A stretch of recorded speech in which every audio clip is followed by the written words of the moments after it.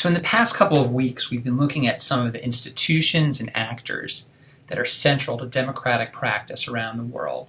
And we've considered how they've been developing in contemporary Africa. One of the payoffs of this understanding should be to understand how to get governments to work for citizens and how to have citizen voices heard. Previously, we looked at the role of elections, public opinion, and what we might call short route accountability.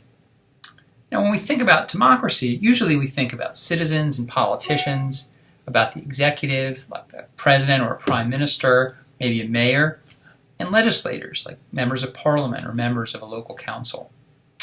Now, in these next two modules, we're going to look at some of the other ways in which citizens might try to advance their interests and their well-being in the context of African democracies. And how they do so is ways that they are increasingly connected to larger international networks of people and ideas.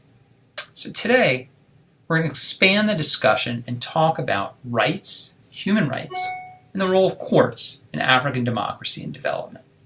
You're going to find that this is a pretty exciting area in which citizens can try to protect and also to advance their interests, particularly if their government of elected representatives is not providing what they expect or if they perceive that they're not being treated fairly.